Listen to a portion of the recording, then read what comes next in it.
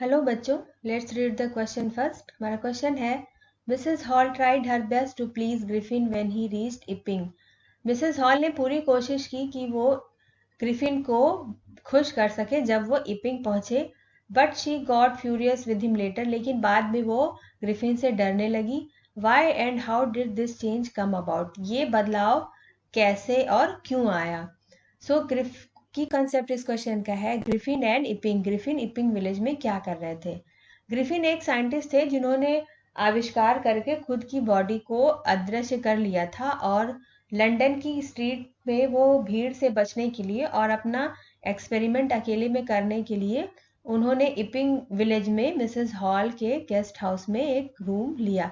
So when Griffin arrived at Mrs halls guest house and he was ready to pay her in advance to book 2 rooms। Griffin ने Mrs hall से वादा किया कि वो उन्हें advance में पे करेंगे और 2 रूम वो बुक करना चाहते थे। लेकिन पहली बार जब मिसेस हॉल ग्रिफिन से मिली तो उनको उनकी कुछ वेशभूषा और व्यवहार अजीब सा लगा। लेकिन मिसेस हॉल कुछ पैसे की लालची बिजनेस वूमेन थी, इसलिए जब ग्रिफिन ने उनको एडवांस में पे करने को बोला तो Mrs hall ignored his strange behaviour, और पैसे के लालच में उन्होंने उसके अजीब व्यवहार को इग्नोर कर दिया और उन्हें खुश करने की कोशिश करने लगी कि वो वहां पे रूम ले लें। लेकिन कुछ दिनों बाद अजीबोगरीब हरकतें होने लगी और ग्रिफिन का she became suspicious about him. वो ग्रिफिन के बिहेवियर के प्रति संदेहास्पद होने लगी।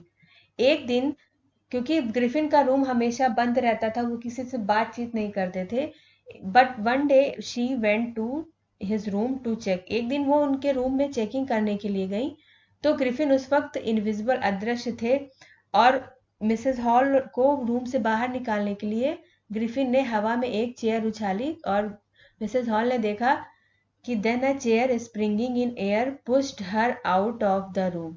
एक चेयर आई और उड़ती हुई उन्हें धकेल के उसने चेयर ने मिसेस हॉल को कमरे से बाहर कर दिया।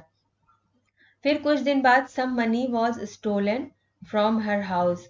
कुछ दिनों बाद उनके घर से कुछ पैसों की चोरी हो गई, और जब उन्होंने देखा कि मिस्टर ग्रिफिन वहां नहीं है तो उन्होंने उस चोरी की जांच पड़ताल की, लेकिन उस कमरे में भी ग्रिफिन नहीं मिले।